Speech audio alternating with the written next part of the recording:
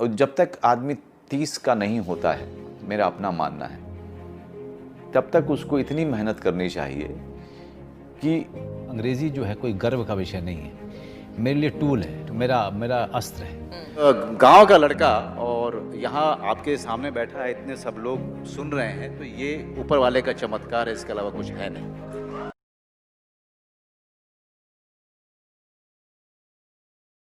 गिनती भूल गया हूँ कि कितने शोज़ किए होंगे हमने।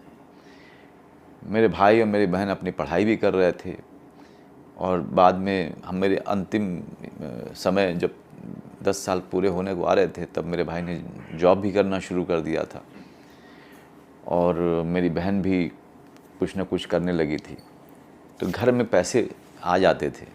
मनोज भैया काम करे ना करे, खाना ज़रूर मिल जाता था। तो ये वो समय जो थे, चूँकि आप युवा हैं और युवा मन जो होता है वो हार मानने वाला नहीं होता है।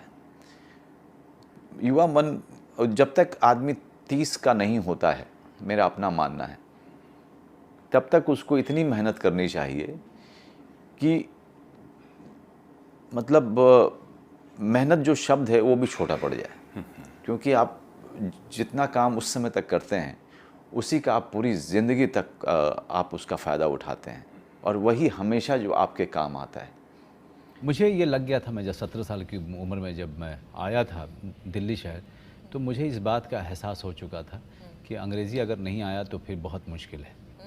तो दिल्ली यूनिवर्सिटी इंग्लिश मीडियम है और बहुत 2 साल तो मुझे 3rd डिवीज़न आया, क्योंकि मैंने अंग्रेज़ी में ही एग्ज़ाम देने का ऑप्शन था हिंदी का, लेकिन मैंने कभी लिया नहीं, क्योंकि मैंने कहा कि डिवीज़न मेरे लिए मायने नहीं रखता है, मुझे अंग्रेज़ी सीख जाऊँ ये बहुत मायने रखता है।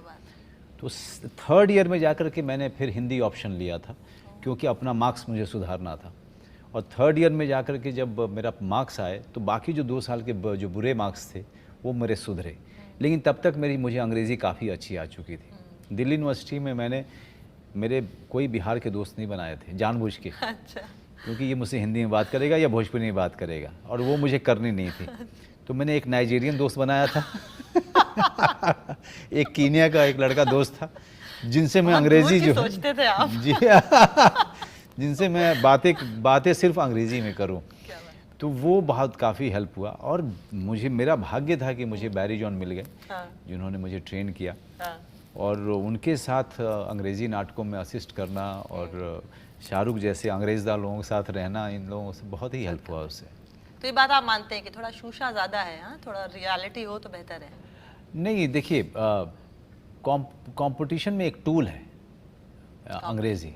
मेरे लिए अंग्रेज़ी जो है कोई गर्व का विषय नहीं है, मेरे लिए टूल है, तो मेरा अस्त्र है और मैंने हमेशा जो है इसको अस्त्र के रूप में लिया है। मैं हिंदी मेरी भाषा है, या हिंदी को भी सीखने में मुझे बहुत परेशानी हुई, क्योंकि मैं बिहार से आता हूँ। हमारी पहली भाषा भोजपुरी है। आप श को स बोलते थे? श को स बोलते थे और ज को ज और फ को फ। तो अरे बाप रे, आप एक्टर कैसे बने? तो अपनी हिंदी सुधारना राइट और अपनी अंग्रेज़ी अच्छी करना। जिस जगह से मैं आता हूँ उस जगह से पटना पहुँच पाना भी बहुत मुश्किल है। तो मेरा पटना मैंने कभी देखा नहीं था। सिर्फ मैंने देखी पटना शहर तभी मैंने देखा था जब मैं ट्रेन लेने आया था बस से दिल्ली के लिए। तो एक गांव का लड़का और यहाँ आपके सामने बैठा है, इतने सब लोग सुन रहे हैं, तो ये ऊपर वाले का चमत्कार है, इसके अलावा कुछ है नहीं। इसी को मैजिक कहते हैं सर।